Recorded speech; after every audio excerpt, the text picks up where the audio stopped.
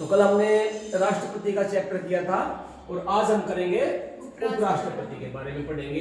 तो जो उपराष्ट्रपति के बारे में भारतीय संविधान में अनुच्छेद 63 में इसकी विस्तृत रूप से व्याख्या की गई है। अगर हमें उपराष्ट्रपति के बारे में जानना है तो हम संविधान का अनुच्छेद 63 पढ़ेंगे। तो जैसे राष्ट्रपति का इलेक्शन होता है वैसे ही उपराष्ट्रपति का भी इलेक्शन होता है, और वो जैसे राष्ट्रपति अप्रत्यक्ष मत प्रणाली के द्वारा चुन करके आते हैं वैसे ही उपराष्ट्रपति का जो इलेक्शन होता है वो भी अप्रत्यक्ष मत प्रणाली के द्वारा होता है। अनुपातिक पद्धति कह लो, एकल हस्तांतरणीय मत प्रणाली कह दो।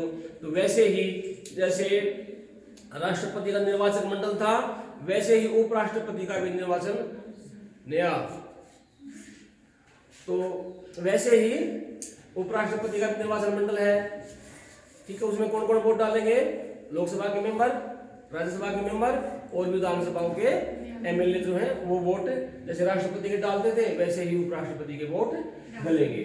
ठीक है, उसी तरह से जैसे राष्ट्रपति का कोटा निर्धारित होता था 50% प्लस 1, वैसे ही उपराष्ट्रपति का कोटा निर्धारित होता है। ठीक है, तो उपराष्ट्रपति का पद हमारे संविधान में किस देश से लिया गया है? यूएसए से। कहां से लिया गया है? यूएसए से लिया गया है, अमेरिका से लिया गया है। तो इसका जो वरीयता क्रम है सबसे ऊपर होता है राष्ट्रपति, उसके बाद होते हैं उपराष्ट्रपति। ठीक है, अब अनुच्छेद 63 में देखो क्या है, उपराष्ट्रपति के पद का वर्णन है। उपराष्ट्रपति का जो पद है उसकी क्या योग्यताएं हैं, क्या कार्य करेंगे, है ना। तो अनुच्छेद 64 में क्या है, राज्यसभा के उपसभापति के पद पर कार्य का वर्णन, यानी कि जो उपराष्ट्रपति है उनका कोई काम नहीं होता है, तो वो उनका मेन काम क्या होता है, जो राज्यसभा होता है, राज्यसभा का सदन होता है, उनकी क्या करते हैं, वो अध्यक्षता करते हैं। क्या करते हैं? अध्यक्षता करते हैं। ठीक है, अनुच्छेद 70 में क्या है, अनुच्छेद 70 में क्या है, यदि राष्ट्रपति अपने पद पर नहीं है, ठीक है, कहीं बाहर गए हुए हैं या उनकी आकस्मिक मृत्यु हो जाती है या किसी भी तरह से राष्ट्रपति का पद खाली है ना, तो राष्ट्रपति के कार्यों का पालन उपराष्ट्रपति करेंगे। तो उपराष्ट्रपति है वो राष्ट्रपति के पद पर सुशोभित हो जाएंगे, लेकिन ये कार्यकाल कितना रहेगा? ज्यादा से ज्यादा 6 मास तक। 6 मास के अंदर राष्ट्रपति का इलेक्शन करवाना पड़ेगा और उपराष्ट्रपति वापस अपने पद पर आ जाएंगे। ठीक है, लेकिन अमेरिका के संविधान में ऐसा नहीं है। अमेरिका के संविधान में क्या है, जो उपराष्ट्रपति है वो राष्ट्रपति बन गए तो वो राष्ट्रपति का कार्यकाल पूरा करेंगे, लेकिन हमारे देश में क्या है, 6 महीने के अंदर वो इलेक्शन दोबारा से राष्ट्रपति का करवाना पड़ेगा। तो योग्यता देख लो भाई, क्या क्या है योग्यताएं। तो सबसे पहले क्या योग्यता है, भारत का नागरिक होना चाहिए। सबसे पहली योग्यता है आपकी भी कोई भी पद है, राष्ट्रपति का, उपराष्ट्रपति का, प्रधानमंत्री का, जितने भी पद हैं वो किसके लिए होते हैं, वो भारत का नागरिक होना चाहिए। उसके बाद जैसे राष्ट्रपति की उम्र थी 35 वर्ष पूरी कर चुका हो, यानी कि 35 वर्ष से एक दिन भी कम होगा तो राष्ट्रपति और उपराष्ट्रपति का इलेक्शन नहीं लड़ सकता। तो इसका क्या मतलब है, 35 वर्ष पूरी कर चुका हो। अगला क्या है, राज्यसभा के सदस्य बनने की योग्यता हो। ठीक है, जैसे लोकसभा और राज्यसभा के सदस्य बनने के लिए जो कंडीशन होती है वो सारी की सारी पूरी करते हो तो वो उपराष्ट्रपति के पद पर खड़े हो सकते हैं। किसी लाभदायक पद पर ना हो, यानी कि सरकारी पद पर ना हो। जैसे लेकिन यहाँ पर आपको ये समझना पड़ेगा, जो प्रधानमंत्री का पद है, राष्ट्रपति का पद है, ठीक है, कोई मिनिस्टर का पद है, तो वो लाभदायक पद की श्रेणी में नहीं आते। वो किसकी श्रेणी में आते हैं? सेवा की श्रेणी में आते हैं। और जो हम वेतन बोलते हैं वो उनका क्या होता है, मानदेय होता है। ठीक है, तो बाय चांस कोई उपराष्ट्रपति है तो उपराष्ट्रपति के पद से त्याग पत्र दिए बगैर वो राष्ट्रपति के पद पर खड़े हो सकते हैं। ये नहीं है कि जैसे उपराष्ट्रपति का पद है पहले से ही और उसको त्याग पत्र देना पड़ेगा। नो, पहले वो इलेक्शन लड़ेंगे, अगर बाय चांस राष्ट्रपति का पद जीत जाते हैं तो फिर बाद में उपराष्ट्रपति के पद से वो त्याग पत्र दे सकते हैं। ठीक है, उसके बाद देखो यहाँ पर 20 प्रस्तावक और 20 अनुमोदक हो, यानी कि जो इलेक्टोरल कॉलेज है, जैसे राष्ट्रपति के पद पर कितने अनुमोदक चाहिए थे? 50, और प्रस्तावित कितने चाहिए थे? 50, यानी कि उसके में 100 प्रस्ताव मिलाकर 100 चाहिए थे। लेकिन इसमें उपराष्ट्रपति के पद पर क्या है, 20 प्रस्तावक और 20 अनुमोदन करने वाले, यानी कि 40 जो इलेक्टोरल मेंबर होते हैं वो चाहिए होते हैं। उसके बाद देखो जो उपराष्ट्रपति है, जैसे राष्ट्रपति के भी पद की जमानत राशि कितनी थी, 15,000 रुपए थी, इसमें भी कितनी है, 15,000 रुपए। तो जब राष्ट्रपति के इलेक्शन के लिए खड़े होंगे तो सरकारी खजाने में उनको 15,000 रुपए जमा करवाने पड़ेंगे। और बाई चांस उनको 1/6% वोट नहीं मिलती है तो उसको उसकी जो जमानत राशि है वो क्या हो जाएगी, जब्त हो जाएगी। ठीक है, वोट मिल जाती है तो जमानत राशि, या जीत जाती है तो जमानत राशि वापस मिल जाएगी। ठीक है, अब निर्वाचक मंडल कौन होते हैं भाई, जैसे राष्ट्रपति के इलेक्शन में हमने देखा था निर्वाचक मंडल बनाया जाता था जो वोट डालते हैं, तो उसी प्रकार से उपराष्ट्रपति का भी क्या होता है, निर्वाचक मंडल होता है। उसमें कौन कौन शामिल होते हैं, लोकसभा के सभी सदस्य, याद देखना एक बार, किसी की समझ में आए तो बताना, लोकसभा के सभी सदस्य, राज्यसभा के सभी सदस्य और विधानसभा के सभी सदस्य। इसमें एक चीज मिस है, बताओ क्या है, ध्यान से देखो, लोकसभा के सभी सदस्य, राज्यसभा के सभी सदस्य और विधानसभा के सभी सदस्य। नो नो नो, फिर सोचो एक बार, संसद तो वो तो हो ही गई, लोकसभा और राज्यसभा क्या हो गए, संसद ही हो गई। निर्वाचित सदस्य, हमने राष्ट्रपति के इलेक्शन में देखो क्या लगा था, लोकसभा के निर्वाचित सदस्य और राज्यसभा के निर्वाचित सदस्य और विधानसभा के भी निर्वाचित सदस्य। यहाँ क्या लिखा गया है, देखो सभी सदस्य, यानी कि उपराष्ट्रपति का जो इलेक्शन होता है, जैसे राज्यसभा के हैं, ठीक है, 233 प्लस कितने हैं, 12, 250 है। 12 सदस्य क्या होते थे, मनोनीत होते थे, प्रधानमंत्री की सलाह पर राष्ट्रपति उनको मनोनीत करते थे। उसमें राष्ट्रपति वो जो 12 मनोनीत सदस्य थे वो राष्ट्रपति के इलेक्शन में वोट नहीं डाल सकते थे। क्यों नहीं डाल सकते थे, क्योंकि राष्ट्रपति उनको चुनता है, तो जो राष्ट्रपति को चुनेगा उन्हीं की वोट देंगे वो, तो है ना। लेकिन यहाँ पर उपराष्ट्रपति का इलेक्शन है, इसलिए जो 12 मनोनीत सदस्य हैं वो भी वोट इसमें डाल सकते हैं, ये अंतर है, ध्यान रखना। राष्ट्रपति के इलेक्शन में क्या आता है, निर्वाचित जो चुन करके आते हैं, और उपराष्ट्रपति के में जो चुन करके भी आएंगे और जो मनोनीत है वो भी वोटिंग करेंगे। लोकसभा में जैसे 2 एंग्लो इंडियन थे, ठीक है, अब तो हटा दिए हैं, वो भी वोट डाल सकते थे, लेकिन अब वो वोट मतलब उनको हटा दिया तो वोट कहाँ डालेंगे। विधानसभा के सभी सदस्य, यानी कि विधानसभा में भी व्यवस्था की 2 एंग्लो इंडियन ले सकते हैं, है ना। तो यहाँ पर भी विधानसभा के जो मनोनीत होंगे वो भी वोट डाल सकते हैं और जो निर्वाचित हैं वो भी डाल सकते हैं। समझ में आ गया ना बात, सभी सदस्यों के बारे में, यानी कि क्या है, इसमें सभी सदस्य उपराष्ट्रपति इलेक्शन में वोट डाल सकते हैं। उसके बाद आता है देखो शपथ, ठीक है, जो उपराष्ट्रपति है उसको शपथ कौन दिलाते हैं, राष्ट्रपति दिलाते हैं। राष्ट्रपति के समक्ष वो उपराष्ट्रपति है वो शपथ देंगे, और बाई चांस उन्होंने त्याग पत्र भी देना है तो त्याग पत्र भी किसको देंगे, राष्ट्रपति को ही देंगे, यानी कि शपथ भी राष्ट्रपति दिलाएंगे और त्याग पत्र भी राष्ट्रपति देंगे। और जो उपराष्ट्रपति का कार्यकाल क्या होता है, 5 वर्ष होता है। बीच में अगर वो जाना चाहे, त्याग पत्र देना चाहे तो वो हट सकते हैं, ठीक है। उसके बाद देखो अब हम क्या, हटाने की विधि, तो इसमें थोड़ा सा फर्क है राष्ट्रपति को हटाने की विधि में और उपराष्ट्रपति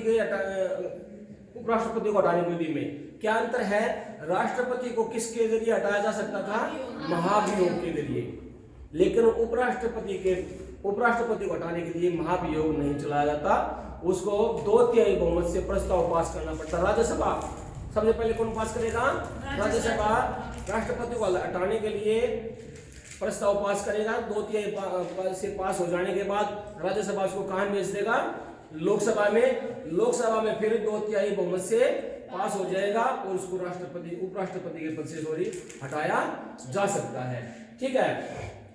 अब वो प्रस्ताव तो पास होगा, जैसे मान लो प्रस्ताव आ जाता है और उसको ये लगे कि हाँ प्रस्ताव पास हो सकता है तो स्वयं भी त्याग पत्र दे सकते हैं, भाई सम्मान बना रहे, है ना। उसके बाद तो जो प्रस्ताव क्यों लाया जाता है, मतलब कोई भी संवैधानिक उल्लंघन है, संविधान के अनुरूप कार्य ना करें तो उसके खिलाफ प्रस्ताव लाया जा सकता है, ठीक है।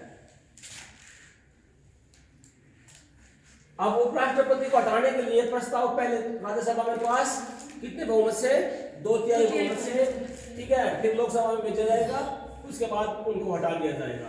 अब जो वह जैसे राष्ट्रपति के लिए सूचना भेजी जाती थी 14 दिन पहले, वैसे ही 14 दिन पहले उपराष्ट्रपति के पास भी सूचना, लिखित सूचना भेजी जाएगी कि आपके खिलाफ प्रस्ताव लाया जा रहा है। उसको उनको टाइम दिया जाएगा, या तो खुद आकर के अपना पक्ष रखें या किसी अपने वकील के थ्रू या कोई अपना प्रतिनिधि भेज करके वो अपना पक्ष रख सकते हैं। ठीक है, उसके बाद प्रस्ताव अमल में लाया जाता है। ठीक है भाई, आप देखो भाई उपराष्ट्रपति की शक्ति है और कार्य क्या क्या है उपराष्ट्रपति की। तो राज्यसभा के पद पर कार्य है, तो राष्ट्रपति का, उपराष्ट्रपति का जो मुख्य कार्य क्या होता है, जो राज्यसभा है उसके सदन की अध्यक्षता करना। जैसे लोकसभा की अध्यक्षता कौन करते हैं, स्पीकर करते हैं। कौन करते हैं, स्पीकर करते हैं। और स्पीकर कहाँ से चुना जाता है, जो लोकसभा के जो 543 मेंबर होते हैं उनमें से चुना जाता है। लेकिन यहाँ ध्यान रखना है, जो उपराष्ट्रपति होते हैं वो राज्यसभा के सदस्य नहीं होते, ठीक है ना। उनका जो पद होता है सभापति का, वो पदेन होता है। पदेन का मतलब पहले से ही फिक्स होता है, उसको चुना नहीं जाता। जो स्पीकर है, लोकसभा में जो स्पीकर है उसको चुना जाता है, वो इलेक्शन में खड़े होते हैं और जो लोकसभा के मेंबर हैं वो वोट देकर के उनको चुनते हैं। लेकिन उपराष्ट्रपति है उसको चुना नहीं जाता। क्यों नहीं चुना था, वो राज्यसभा के सदस्य ही नहीं होते, ठीक है।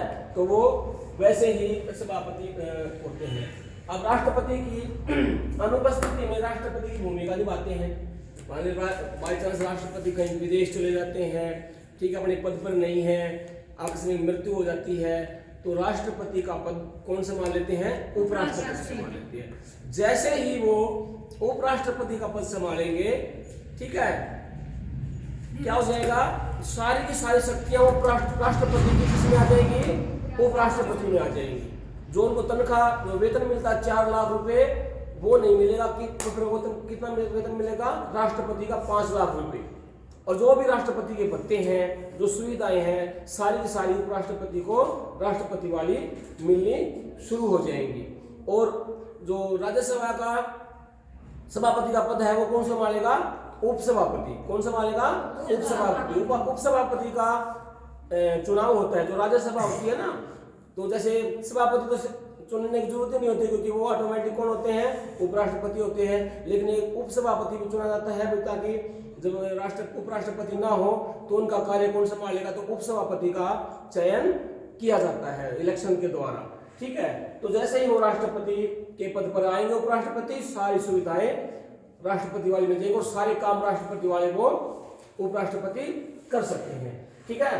बात तो समझ आ गई ये बात। Yes sir. अब तो राष्ट्रपति की अनुपस्थिति में 6 मास तक कार्य कर सकते हैं, लेकिन ये नहीं है कि जैसे मान लो राष्ट्रपति के बैठ गए तो पूरा कार्यकाल पूरा करेंगे। तो उपराष्ट्रपति ज्यादा से ज्यादा 6 मास तक कार्य कर सकते हैं। उसके बाद 6 महीने के अंदर अंदर तो राष्ट्रपति का इलेक्शन करवाना ही करवाना पड़ेगा। उपराष्ट्रपति सब भी राष्ट्रपति के पद पर खड़े होते हैं। मान लो जैसे उपराष्ट्रपति है, उपराष्ट्रपति बने रहते रहते वो राष्ट्रपति के इलेक्शन में खड़े हो सकते हैं, ठीक है।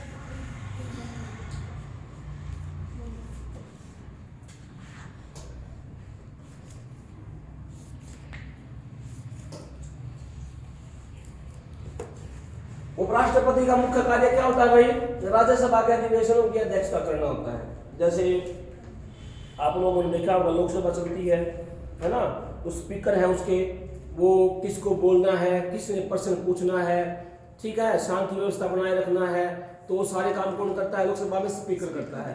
वही काम राज्यसभा में कौन करेगा, उपराष्ट्रपति, ठीक है। जो राज्यसभा के सांसद होते हैं उनको बोलने की अनुमति, सवाल पूछने की अनुमति, उनकी शांति व्यवस्था बनाए रखना, वो सारे के सारे काम कौन करता है, उपराष्ट्रपति करता है ना।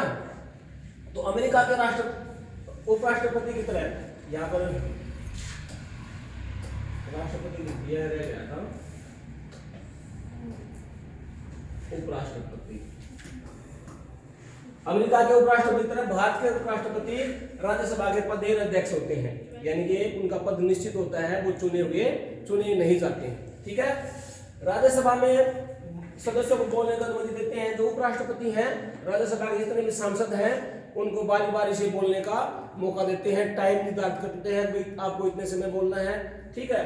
तो वो बोलने की और समय की अनुमति देते हैं। राज्यसभा में शांति बनाए रखते हैं। कई बार आप लोगों को देखा और टीवी पे देखा होगा, राज्यसभा चैनल चलते हैं या लोकसभा के चैनल चलते हैं, तो उसमें देखे होंगे कई बार तो बहुत ज्यादा शोर मच जाता है।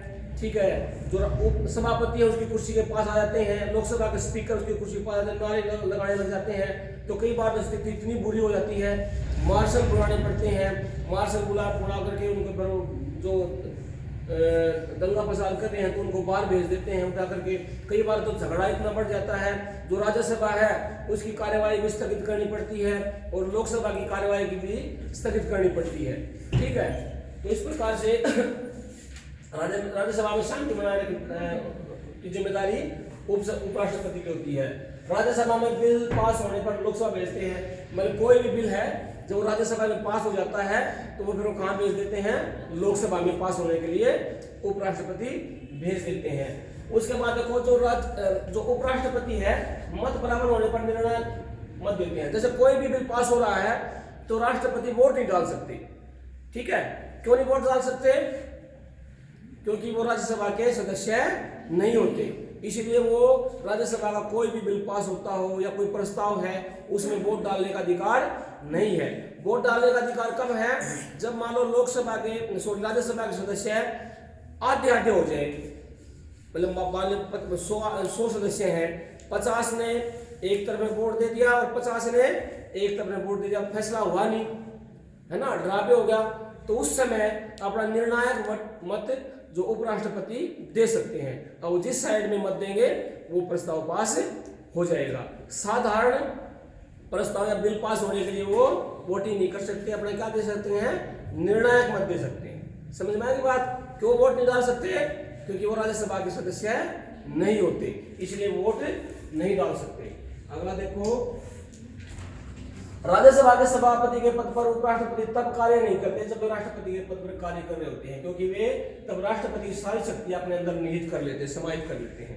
ठीक है, तो जैसे राष्ट्रपति नहीं है, कहीं बाहर गए हुए हैं या जैसे आपसे मतलब किसी भी तरह से राष्ट्रपति का पद खाली हो जाता है तो वो सभापति का कार्य नहीं करते, सभापति के कार्य नहीं करते, वो राष्ट्रपति के कार्य करते हैं। राज्यसभा के सांसद जो राज्यसभा के सभापति का कार्य है वो उपसभापति संभाल लेंगे। ठीक है, उपराष्ट्रपति को सभापति के रूप में 4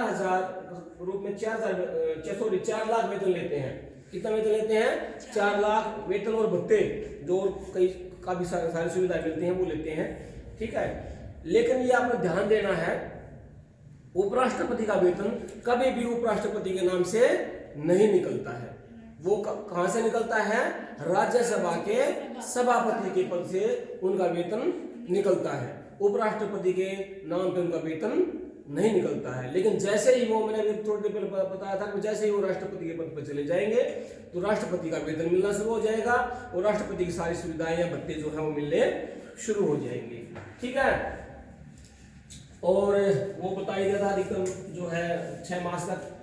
तो 1969 में जो वीवी गिरी ने उपराष्ट्रपति के पद से इस्तीफा देकर राष्ट्रपति का चुनाव लड़ा था और वो चुनाव जीते। तो हम बात कर रहे थे कि भाई जैसे जो उपराष्ट्रपति है वो उपराष्ट्रपति के पद पर रहते हुए राष्ट्रपति के चुनाव लड़ सकते हैं। तो ऐसे कौन उपराष्ट्रपति हुए हैं? वीवी गिरी। कौन हुए हैं? 1969 में राष्ट्रपति का चुनाव लड़ा, उपराष्ट्रपति के पद से इस्तीफा दिया और वो चुनाव जीत गए। ठीक है, तो राष्ट्रपति का चुनाव लड़ने के लिए हमने पहले बताया था कि उपराष्ट्रपति के पद पर त्याग पत्र देना कोई जरूरी नहीं है। क्यों देना जरूरी नहीं है?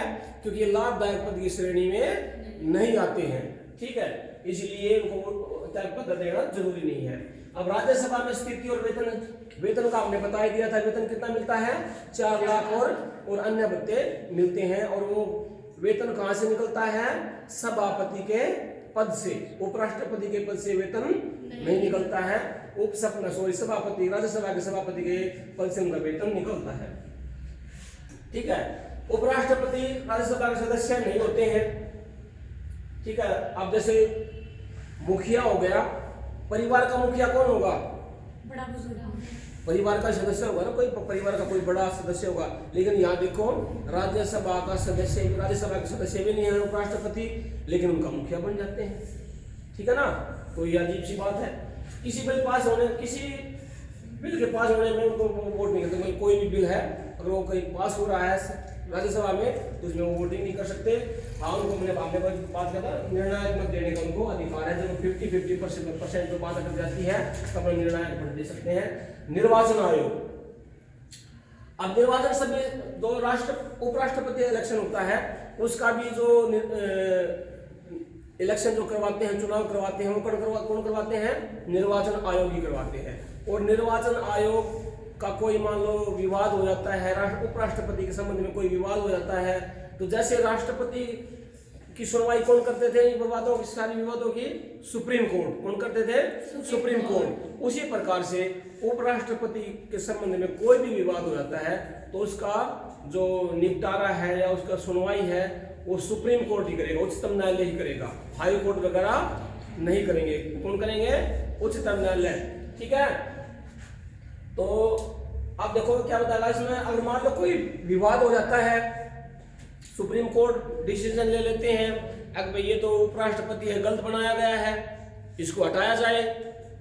ठीक है, तो हटाने से पहले उन्होंने जो भी काम किए हैं वो मान्य होंगे। ये नहीं है कि भाई इसको वो उनको हटाने का समय आ गया कि भाई इसने ये गलत ढंग से आ गए हैं या मतलब किसी भी प्रकार से उनको हटाना पड़ जाए, लेकिन उनके किए हुए कामों को मानना पड़ेगा, वो माने रहेंगे। क्योंकि जब वो राष्ट्रपति के पद पर जाकर किए हो या उपराष्ट्रपति के पद पर कार्य किए हो, उनको बेशक से उनके पद से हटा दिया जाए, लेकिन जो उन्होंने काम किए उस दौरान के दौरान वो सारे के सारे काम क्या किए जाएंगे? मान्य होंगे। ठीक है, तो ये थी हमारी राष्ट्रपति का इलेक्शन, चुनाव, शक्तियां और वेतन। समझ में आ गया? Yes sir. Very good.